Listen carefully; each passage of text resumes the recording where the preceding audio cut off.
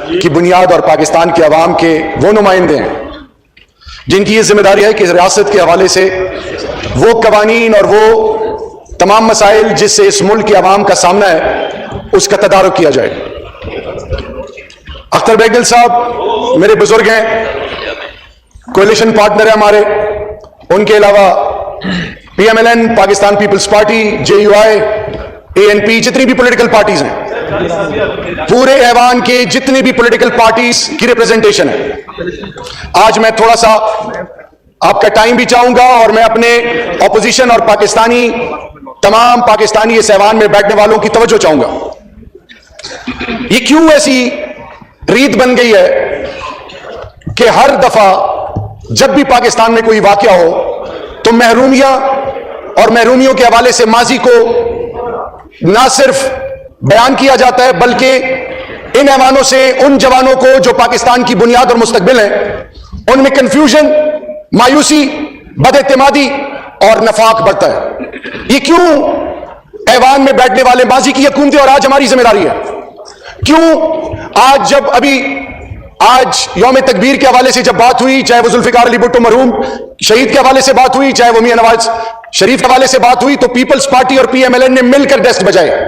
अपनी बारी या किसी की बारी, किसी की जब लीडर की तारीफ हो, अभी मेरी बहन वहां से चल के आई, पार्लिमानी सेक्रेटरी फॉर लॉ को अप्रिशिएट किया। ये जो हम आहंगी है, ये जो इक्का है, जो इत्तेफाक है, जो यूनिटी है, वो नेशनल इश्यूज को एड्रेस करते वक्त या जो आज हम इख्तिदार में हैं उस वक्त इसका एहसास क्यों नहीं होता? मैं कुछ ही अरसे पहले की बात है, मैं एक पाकिस्तानी होने के नाते बात कर रहा हूं। कुछ ही अरसे पहले की बात है जब ताहिर दावड़ शहीद की बात आई तो पीपल्स पार्टी की लीडरशिप के पास मैं गया अपनी टीम के साथ। उस वक्त मुझे इंटीरियर की रिस्पॉन्सिबिलिटी थी। PMLN के लीडरशिप के साथ बैठा, मुझे राना सनाउल्लाह साहब से लेकर सबने मशवरे दिए और फिर मैं कुछ अरसे बाद अब जब उनकी बातें सुनता हूं तो मैं खुद हैरान होता हूं कि उस वक्त के मशवरे सही थे या आज की इनकी सोच सही है। सवाल यह है कि एक चीज स्टार्ट होती है और वो चीज क्या है? 5th generation war, hybrid war. जनाब डिप्टी स्पीकर साहब, एक घर में एक मां के 3 या 2 बेटे होते हैं और वो बेटे अपनी मां और बाप पर जान कुर्बान करते हैं, लेकिन जैसी बाहर से कोई तीसरा शख्स उनके घर के मामलात में उसकी मां को, उसके बेटे को या उसकी बीवी को या बीवी शौहर को जब कानों में मुसलसल हैमर करे कि तुम्हारी मां, तुम्हारा बाप, तो वो रिश्ते टूट जाते हैं, वो घर बिखर जाते हैं। ये पाकिस्तान जिसको अल्लाह ने लातादाद नेमतों से नवाजा, 27वीं रमजान, 57 इस्लामी ममालिक, चाहे हम कितना मजाक क्यों ना उड़ा लें, अल्लाह बेनियाज बादशाह है। अभी मौलाना साहब ने कहा नीलन में नाम 57 इस्लामी ममालिक, 2.25 अरब मुसलमानों में अल्लाह ने अफवाज पाकिस्तान को हरमैन और शरीफैन के लिए मुंतखब किया, मक्का और मदीना के लिए। इससे बड़ा एहसास कौन सा है? फिर जब ऐवान में बैठने वाले वो तमाम हुकूमतें जिनके सरबराहान कोई भी रहे हो, जो भी इस कुर्सी पे बैठे रहे हो, उनके पास जाके अपने मदावा और अपने मसाइल तो लेके गए, लेकिन मुल्क की सलामती, मुल्क की इत्तेहाद, मुल्क की वो तमाम तरकुवतों को जिसको दीवार से लगाया गया, उनकी आवाज क्यों नहीं उठाई गई?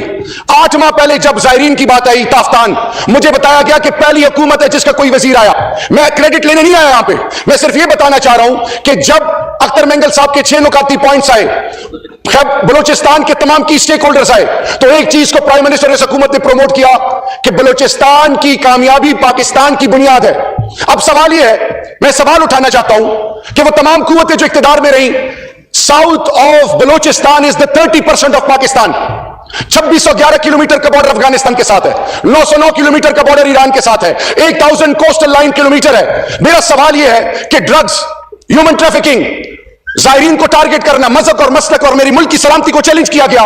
वो तमाम हुकूमतें जो सूबाई और वफाक में बैठी थी, उन्होंने क्यों पाकिस्तान की सलामती और पाकिस्तान की बुनियादों को और पाकिस्तान के तमाम इकाइयों के बासियों को तहफ़्फ़ुज़ देने का नहीं सोचा? फिर सवाल यह है कि वो भी हम साइड पे रखते हैं। यहां से आप किसी भी सूबे, जनूबी अजला खैबर पख्तूनख्वा चले जाएं, थर चले जाएं, बलोचिस्तान, सिंध के किसी इंटीरियर में चले जाएं, डिप्टी स्पीकर साहब, वहां पे सोच क्या है? वहां पे सोच यह है कि जब वहां पे पानी नहीं होता, बिजली नहीं होती, गैस नहीं होता, दवाइयां नहीं होती, कोई मसला है, वहां पे बताया जाता है कि इस्लामाबाद हमें नहीं दे रहा, इस्लामाबाद देगा तो हम आपको देंगे।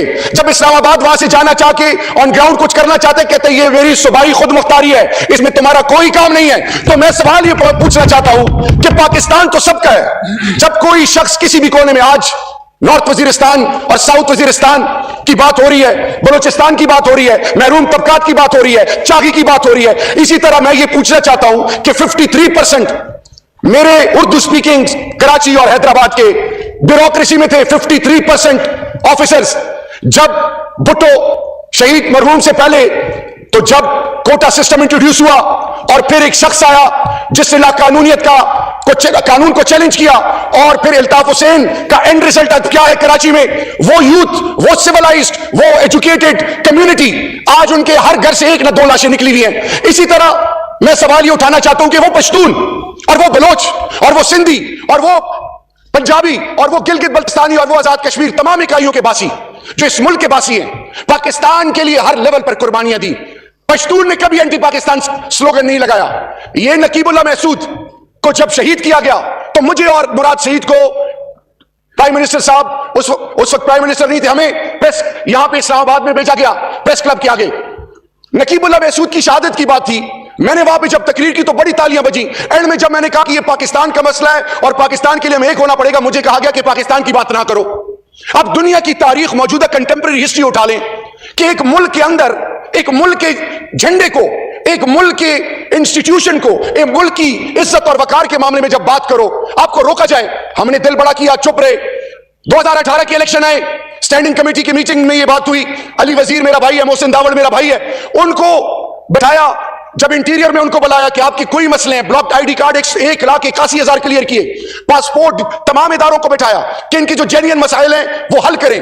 हमने उनके लिए, एक अली वजीर के अलावा हमने मोहसिन दावड़, दोनों के लिए हमने वो जिस तरह इलेक्शन लड़ा जाता है नहीं लड़ा, हमने वहां पे ये सोच अपनाई कि इनको मेन स्ट्रीम में ले आए, हमारे साथ चलेंगे, मुल्क के साथ चलेंगे। आज भी मुझे याद है कि परवेज खटक साहब, अली मोहम्मद खान और मैं दोनों भाइयों के पास गए, पहले दिन असेंबली के मुसलसल उनको एंगेज किया। अब सवाल मेरा ये है डिप्टी स्पीकर साहब, क्योंकि मेरे यूथ को डिस्ट्रैक्ट किया जा रहा है। जब टीएलपी आसिया बीबी का केस था, बेंगलोर से और न्यू दिल्ली से 85 ट्वीट्स पर मिनट आ रहे थे।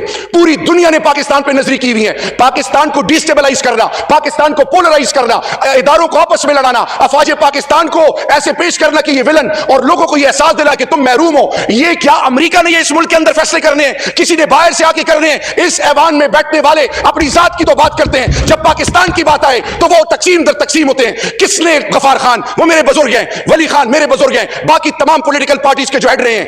अगर गद्दारी का या किसी ने इल्जाम लगाया, हुकूमत आपकी गुजरी क्यों आवाज नहीं उठाया कि आपने बुजुर्गों को क्यों गद्दार डिक्लेयर किया?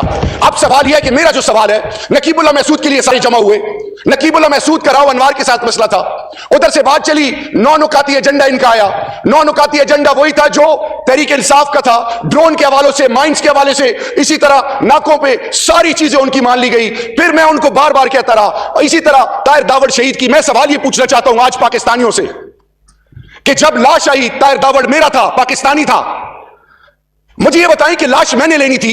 मुझे वहां पे एनडीएस से कहा जाता है कि लाश हम मंजूर पश्तीन को देंगे। मोहसिन दावड़ आया कि मैंने इनसे नेगोशिएशन करनी है। मैंने कहा आप मेरे पार्लियामान के मेंबर हो, आप नेगोशिएशन करो। मैंने तो उस पर एतमाद किया। इसमें पाकिस्तान फौज को गाली देने कहां से आई?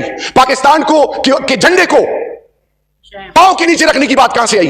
फिर भी मैंने दिल बड़ा किया, क्योंकि पाकिस्तान को जोड़ना है, तोड़ से बचाना है। मैंने यहां तक कहा कि मंजूर पश्तीन का माथा भी चूमेंगे हम, जिस तरह बीएलए पहाड़ों में लोग बैठे हुए हथियार रख के आ रहे हैं, गले लगाया जा रहा है सदर्न कमांड बलोचिस्तान में। हमने कहा कि वो लोग जिनके ज़हनों को ब्रेन वॉश किया गया, हम उनको गले लगाना चाहते हैं। लेकिन जो कानून और आईन, अल्लाह और अल्लाह के रसूल के बाद धरती मां, इस पर सब कुछ कुर्बान है। अगर मेरा सगा बाप हो और इस धरती मां को चैलेंज करे, ला इलाहा इल्लल्लाह मुहम्मद रसूलुल्लाह, सर कटवा लेंगे, लेकिन इस धरती मां पर आंच नहीं आने देंगे। ये क्या बात हुई कि अपनी दो नुक्तों के लिए, अपनी जात की तरवीज के लिए, अपने माजी की कोताहियों को छुपाने के लिए आप इदारों पर इल्जाम लगाएं। आज मेरा सवाल यह है कि फाटा तो अंधेरों से निकल रहा है। फ्रंटियर क्राइम रेगुलेशन, 25वां आईन, 26वां आईन, उनको एम्पावर किया जा रहा है, उनको हकूक दिए जा रहे हैं। 3% फ्रॉम डिविजिबल पूल उन पर लगने जा रहे हैं। अब ये 95 अरब रुपए ऑलरेडी प्राइम मिनिस्टर रिलीज कर चुके हैं। एक बड़ी लिस्ट है जो मैं आपको अभी देना चाहूंगा, और ये प्लीज ऐवान के सामने रखूं, और इसको, क्योंकि ये सेफ्रॉन की भी मिनिस्ट्री है, जून तक फंड जो है ये सेफ्रॉन की जिम्मेदारी है फाटा के हवाले से। ये फिगर्स NFC अवार्ड के इंतजार किए बगैर ही 95 अरब रुपए के फंड जारी करने का फैसला किया जा चुका है। वजारत सेफ्रॉन इस सिलसिले में अभी तक 70 अरब रुपए के नॉर्मल बजट के अलावा 42 अरब के खसूसी ग्रांट जारी कर चुकी है। इस सिलसिले में अल्लाह बजट के मुख्तस किए जाने वाली रकम में से 26 अरब रुपए फौरी तौर पर खैबर पख्तूनख्वा हुकूमत को रिलीज कर दिए गए, जबकि 1.8 अरब रुपए मजीद तरक्याती अखराजात के तौर पर अदा किए जाएंगे। मेरा सवाल यह है कि एक तरफ तो डेवलपमेंटल काम शुरू हो रहे हैं, आप चेक पोस्ट पे गए हैं। चेक पोस्ट पाकिस्तान का आईन 1973 का, जिसमें जुल्फिकार अली भुट्टो शहीद मरहूम का और पीपल्स पार्टी का और बाकी तमाम पार्टियों का बहुत बड़ा तोहफा इस मुल्क का और क्रेडिट है उनको। उसमें क्या आईन में नहीं लिखा कि जुडिशरी के खिलाफ और अफवाज पाकिस्तान के खिलाफ आप एंटी स्टेट या कोई स्लोगन नहीं लगा सकते? सवाल यह है कि जब आपने आपको एंगेज किया, प्राइम मिनिस्टर आपसे मिल रहे हैं, डिफेंस मिनिस्टर मिल रहे हैं, आपको स्टैंडिंग कमेटी का चेयरमैन बना दिया गया, उसके बावजूद आप फौज को, जिधर से फौज गुजरे, आप फौज के बारे में अल्फाज ऐसे कहो जिससे दुश्मन खुश हो। और आखिर में डिप्टी स्पीकर साहब, देखिए अल्लाह कुरान में कहता है कि जैसे तुम नियत करोगे मैं वैसे फैसले करूंगा। अगर इस ऐवान में बैठने वाले, कहां गए आज वो लोग जो इन इख्तिदारों का हिस्सा थे? कहां गए वो लोग जिनकी बादशाहत दुनिया पे थी, एक खास उनकी नस्ल दर नस्ल बादशाहती थी? कहां गए?